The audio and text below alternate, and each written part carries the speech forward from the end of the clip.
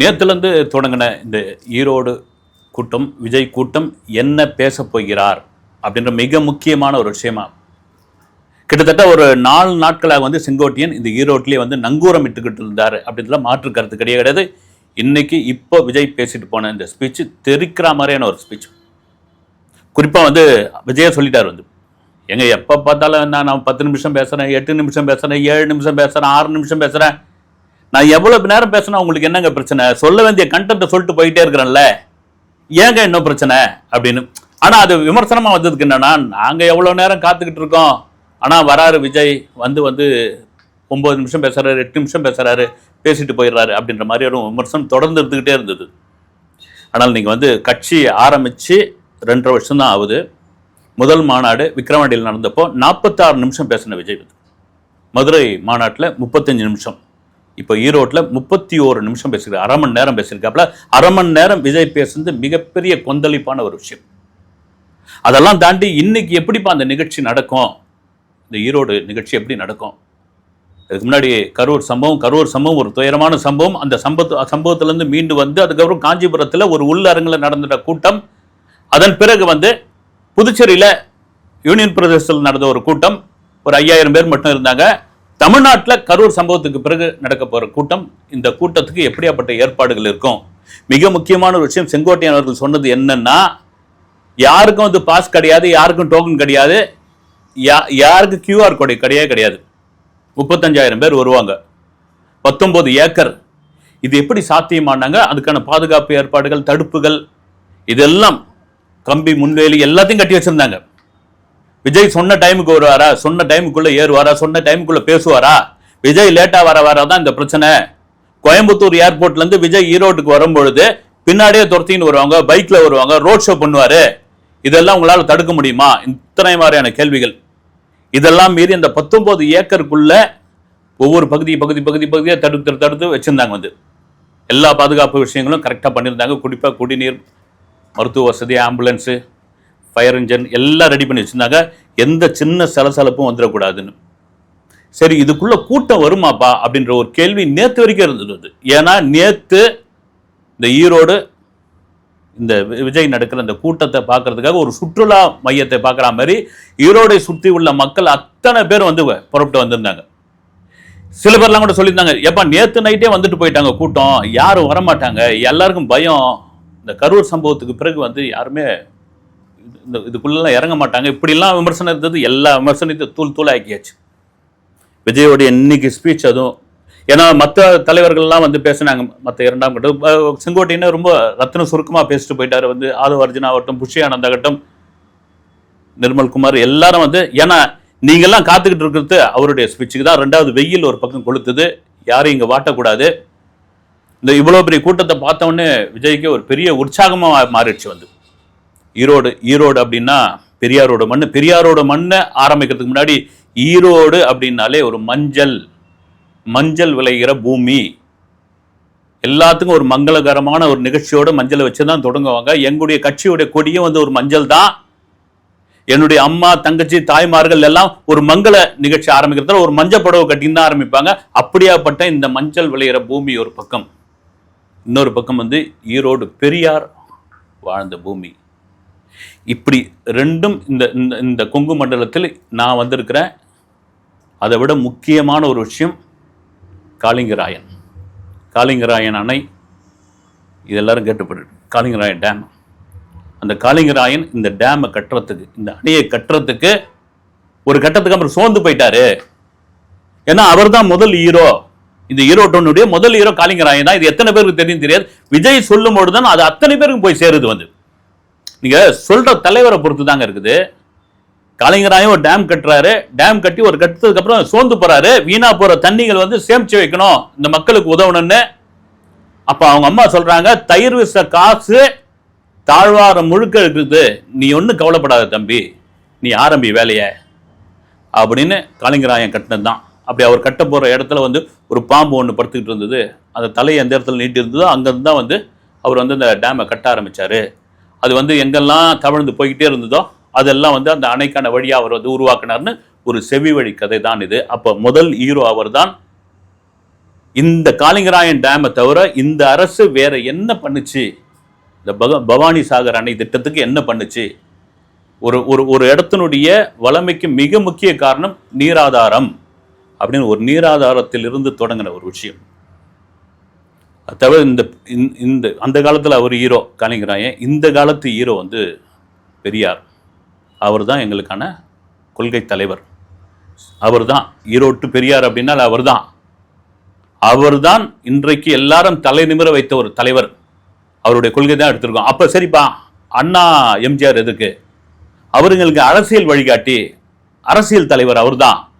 அவர் கொள்கை தவிர இவர் அரசியல் தலைவர். அதை வச்சுக்கிட்டு தான் அப்படி தொடங்கின ஒரு விஷயம் அது. விஜயோடைய ஸ்பீச் கொஞ்சம் கொஞ்சமாக சூடு பிடிக்க ஆரம்பித்தது. வள்ளுவர் கோட்டத்துக்கு காட்டுற அக்கறையை இந்த மக்களுடைய வாழ்வாதாரத்துக்கு ஏன் காட்ட மாட்டேன்றீங்க அப்படின்னு ஒரு விஷயத்த சொன்னார். அதுக்கே நிறைய பேர்லாம் கேட்டுக்கிட்டு இருந்தாங்க, வள்ளுவர் கோட்டத்துக்கு என்ன அக்கறை, வள்ளுவர் கோட்டத்துக்கு என்னன்னு. வள்ளுவர் கோட்டத்தை வந்து கலைஞர் தான் கட்டினார். வந்து சென்னை நுங்கம்பாக்கத்தில் இருக்குது வள்ளுவருக்கான ஒரு கோட்டம். அது இப்போ சமீபத்தில் கோடிகளில் வந்து அதற்கு வந்து புனரமைச்சாங்க, வந்து அதை சரி செஞ்சாங்க, வந்து அது மறு சரி செஞ்சாங்க. இது கூட சில பேர் வந்து இன்னைக்கு விஜய் வந்து வள்ளுவர் கோட்டத்தை பற்றி பேசிட்டாரு. ஈவினிங் வந்து அதில் வந்து பராசக்தி படத்தினுடைய ஒரு ஃபங்க்ஷன் நடக்குது, அதனால் வந்து அவர் ஜாயின் பண்ணி பேசிட்டார். வள்ளுவர் கோட்டத்துக்கு செலவு பண்ணது மக்களுடைய வாழ்வாதாரத்துக்கு செலவு பண்ணியிருக்கலாமே, அவ்வளோ கோடியை செலவு பண்ணதுக்கு. அப்புறம் வந்து டிவிக்கு ஒரு பொருட்டே இல்லைன்றீங்க. அப்புறமா நான் வந்துட்ட பிறகு ஏன் வந்து கதறீங்க? டிவிக்கு பார்த்து ஏன் கதறீங்க? உங்களுக்கு தான் பொருட்டே இல்லைல்ல, விட்டுற வேண்டித்தானே ஏன்? அப்புறமா இப்படியா தொடங்கின ஒரு விஜயோட ஸ்பீச்சு மெல்ல மெல்ல மெல்ல மெல்ல மெல்ல அது அப்படியே உஷ்ணமாச்சு உஷ்ணமாச்சு. அதுக்கு இன்னொரு காரணம் வந்து அப்படி கூடியிருந்த அந்த மக்கள் தான். இந்த மக்கள் தான் நம்ம மேலே வச்சிருக்கிற அன்பு. இந்த மக்களுக்கு ஏற்பட்ட ஒரு துயரம், யாரா இருந்தாலும் சரி, தன்னை நம்பி வந்த அந்த மக்கள், இன்னும் அந்த அன்பு மாறாத மக்கள் வந்து என்ன செங்கோட்டி சொன்னாருங்களே, ஒரு 500 கோடி வாங்குற ஒரு நபர் அந்த 500 கோடியை வேணான்னு சொல்லிட்டு வரத்துக்கே ஒரு துணிச்சல் வேணும். அப்படியேப்பட்ட துணிச்சலோட தான் வந்திருக்காரு விஜய். அதை தான் சொல்றாரு, நான் உங்களுக்கு நல்லது பண்ண தான் வந்திருக்கேன், நான் சம்பாதிக்க வரல. அதே சமயத்தில் என்ன என் மேல வைக்கிற விமர்சனம் இன்றைய ஆட்சியாளர்கள் பண்ணுகிற ஒரு விஷயம். ஏன்னா தொடர்ச்சியா விஜய் வந்து சமீப காலமாக, அதுவும் கரூர் சம்பவத்துக்கு பிறகு பிஜேபி எதிர்த்து பேச மாட்டேன்றாரு, அதிமுக தொடைய மாட்டேன்றாரு அப்படின்றாரு. பெரும்பாலும் வந்து ஒரு சட்டமன்ற எலெக்ஷன் வருதுன்னா எந்த கட்சியாக இருந்தாலும் ஆளுங்கட்சியை தான் விமர்சிப்பாங்க. ஆளுங்கட்சியில் உள்ள நிறை குறைகள் தான் பேசுவாங்க, அதுவும் குறைகளை தான் அதிகம் பேசுவாங்க. அவர்கள் நிறைவேற்றாத விஷயத்தை பேசுவாங்க. இப்போ என்ன சொல்றீங்க? நான் ஒரு சினிமா நடிகன் தானே, நான் பவுடர் பூசுறவன் தானே, நான் டைலாக் பேசுறவன் தானே, நான் A4 ஷீட்ல வச்சு பேசுறவன் தானே அப்படின்றீங்க. அப்போ ஏன் டிவிக்கு பார்த்து வந்து நீங்க வந்து கத்துறீங்க? நான் சினிமா டைலாக் பேசுற ஆள் தானே. அப்படி இருக்கும்பொழுது முதலமைச்சர் என்ன பேசுறாரு? வந்து என்னம்மா கண்ணு சௌக்கியமான்றாரு. அது என்ன சிலப்பதிகாரத்திலிருந்து வந்த டைலாக்கா? விஜய் சொல்றாரு வந்து அது சினிமா டைலாக் தானே. அப்ப நீங்க பேசினா அது சினிமா டைலாக் இல்லை, அப்ப நான் பேசினா சினிமா டைலாக்கா? இதெல்லாம் தாண்டி அரசியல் எதிரி, கொள்கை எதிரை தாண்டி அரசியல் எதிரி திமுக அரசை தான் கடுமையான விமர்சனம் இந்த ஈரோட்டில் வந்து. அண்ணன் செங்கோட்டையன் நமக்கு வந்தது நம்ம கட்சிக்கு மிகப்பெரிய பலம் அப்படின்னு. ஏன்னா இந்த 4 நாட்கள் பம்பரமாக, மிக நேர்த்தியாக, மிக பொறுப்பாக இந்த இந்த விழாவை வந்து சரியா பண்ணது செங்கோட்டையன் தான். அந்த அனுபவம் தாங்க எம்ஜிஆரில் தொடங்கி ஜெயலலிதாவில் ஆரம்பித்து இப்போ விஜய் வரைக்கும் வந்திருக்காரு. அவர் கூட பேசும்போது வந்து புரட்சித்தால் அப்படின்ட்டு டக்குன்னு அப்படியே மாத்திட்டார், வந்து தளபதின்ட்டார், வந்து தலைவி தலைவர்னு வந்தது அவர் வாயில. எவ்வளவு காலம் இருந்த ஒரு விஷயம் வந்து. திமுகவுக்கு உங்களுக்கு கொள்ளையடிச்சு காசு துணைனா எனக்கு இந்த மாசு தான் துணை, இந்த மாசு தான் நீங்க பாக்குறீங்கல்ல, இந்த மாசு தான் எனக்கு துணை, இந்த துணையை வச்சுதான் நான் வந்து களத்தில் இறங்கியிருக்கிறேன்.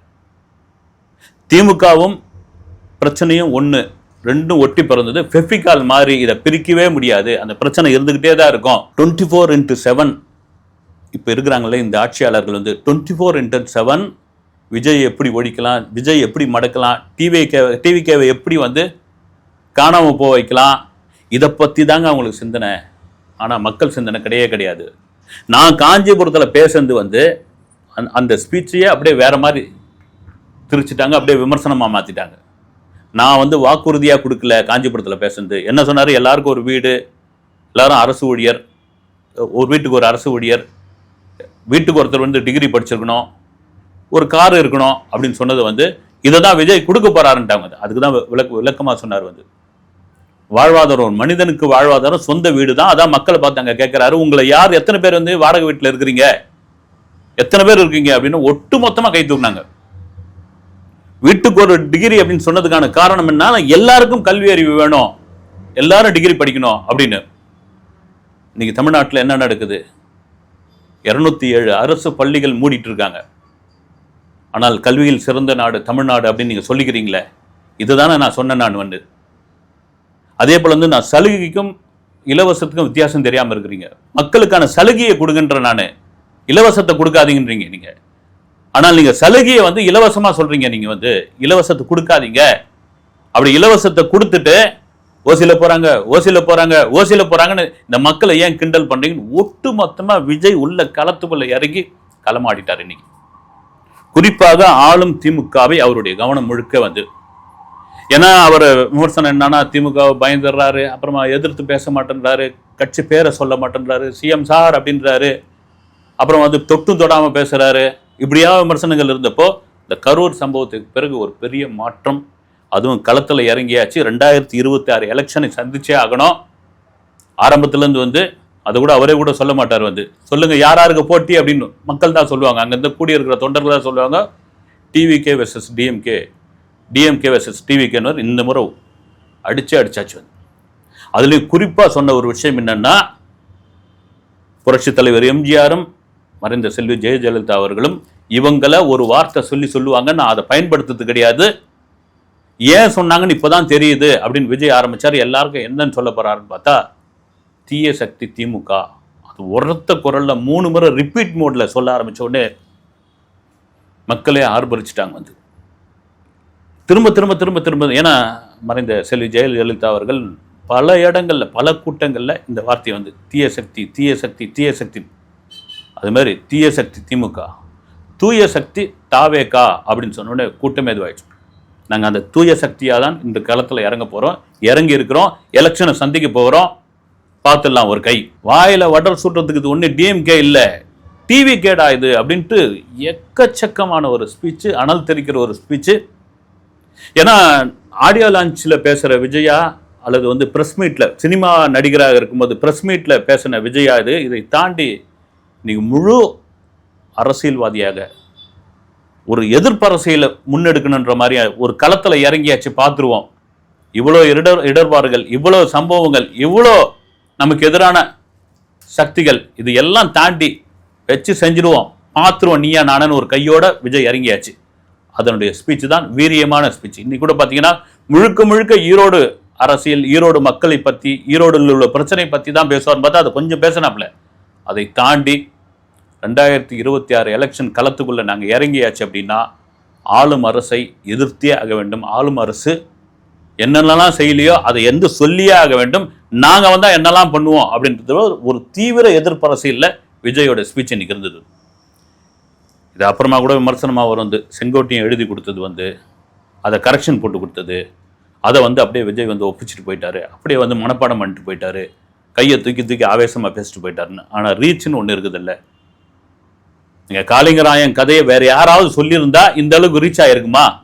எப்பயுமே ஒரு விஷயத்தை வந்து ஒரு கதை மூலமாக சொல்லும் பொழுது அது போய் மக்கள்கிட்ட பயங்கரமாக ரீச் ஆகும். அதெல்லாம் தாண்டி பஞ்ச் டைலாக் வைக்கிற மாதிரி இன்னைக்கு பஞ்ச் டைலாக்கோட தொடங்கின ஒரு விஷயம் தான் இன்னைக்கு. அதில் குறிப்பாக முதல்வர் ஸ்டாலின் சொல்கிறாரு, என் கேரக்டரையே புரிஞ்சுக்க மாட்டேறீங்களேப்பா அப்படின்னு. நான் சொல்கிறேன், இங்கே ஆளுகிற இந்த அரசும் மத்தியில் ஆளுகிற ஒன்றிய அரசும் ஏன் கேரக்டரை புரிஞ்சுக்க மாட்டேன்றீங்க, அதை முதல்ல புரிஞ்சுக்கப்பா அப்படின்னு விஜய் ஆரம்பிச்சது. விஜய் சொன்னது வந்து தெரிக்க முழுக்க வந்து இன்னைக்கு என்னன்னா, இன்னிலிருந்தான் இந்த 83 நாளுக்கு பிறகு ஒரு திடமான, ஒரு பரபரப்பான, ஒரு போல்டான அரசியலுக்குள்ள இறங்கியாச்சு. நான் இது வரைக்கும் நீங்கள் வந்து 6 நிமிஷம் 8 நிமிஷம் 7 நிமிஷம் 9 நிமிஷம் பேசிக்கிட்டு இருந்த விஜய் மாறி போய் 31 நிமிஷம் இன்னைக்கு பேசின களத்தில் பேசின விஜய், அதுவும் குறிப்பாக கடுமையான எதிர்ப்பு அரசியல் பேசின விஜயாக இன்று நான் இறங்கிட்டேன். நான் இனி அடுத்து தொடரப்போகிற ஒவ்வொரு கூட்டத்திலையும் அதே போல எதிர்ப்பு அரசியல், இதெல்லாம் மீறி எவ்வளோ ஒரு நீட்டாக இந்த ஈரோடு மாநாடு, பொதுக்கூட்டம், மக்கள் சந்திப்பு எது வேணாலும் வச்சுக்கலாம், அவ்வளோ நீட்டாக நடந்ததுக்கான காரணம் என்னென்னா செங்கோட்டை என்ற ஒரு அனுபவசாலி. இன்னொரு முக்கியமான ஒரு விஷயம் என்னென்னா, ஈரோடு மேற்கு மண்டலம், கொங்கு மண்டலம், இதில் வந்து அதிமுக ஒரு பெரிய பலமா இருக்குது. அதிமுக எதிர்ப்பு அரசியல விஜய் எங்கேயுமே தொடலையே.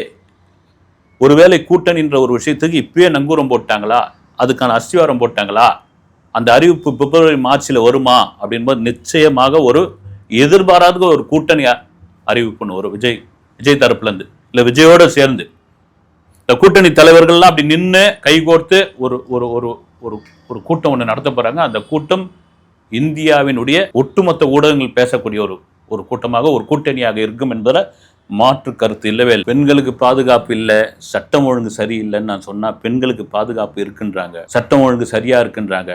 மக்களை நீங்க பார்த்து சொல்லுங்க, பெண்களுக்கு பாதுகாப்பு இருக்கான்னு செல்வி ஜெயலலிதா அவர்களுடைய பாணி போடுவீங்களா செய்வீங்களா அப்படின்வாங்களா, அது மாதிரி பாதுகாப்பு இருக்கா நீங்க சொல்லுங்க இருக்கா அப்படின்னு மக்களை பார்த்து கேட்குறாரு.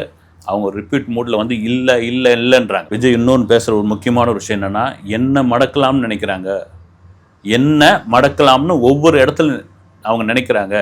ஏன்னா கரூர் சம்பவத்துக்கு பிறகு விஜய் காணாமல் போயிடுவார், விஜய் அரசியலேருந்து பயந்துட்டாரு, விஜய் சோர்ந்து போயிட்டாரு, விஜய் ஒரு வீடியோ விட்டுட்டாரு, இதுக்கப்புறம் அவருக்கு பயம் வந்துருச்சு, தொடநடுக்க ஆரம்பிச்சிருச்சு, இதுக்கப்புறம் களத்திலே வரமாட்டாரு அப்படின்ற ஒரு விமர்சனம் இருந்தது.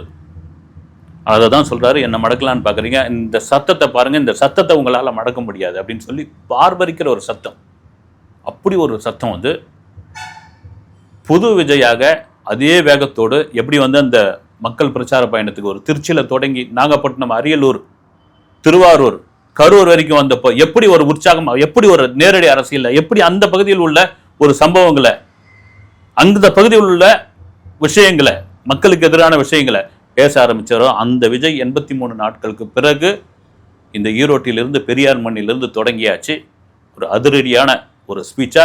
இனி கொங்கு மண்டலம், வட மாவட்டம், குறிப்பா தென் மாவட்டத்தில் என்ன பேச போகிறார், அப்புறம் ராமநாதபுரம், பரமக்குடி அந்த பெல்ட்ல என்ன சொல்ல போகிறார், ஒட்டுமொத்த தமிழகத்திலும் அவருடைய பிரச்சார பயணம் எப்படி இருக்கும், மக்களை சந்திக்கிற ஒரு விஷயம் எப்படி இருக்கும், என்ன அரசியல் பேச போகிறார், கூட்டணி என்ன இருக்கும், இதெல்லாம் பெரிய கேள்விக்குறியாக விஜயோடைய இந்த பயணம் தொடங்கிவிட்டது.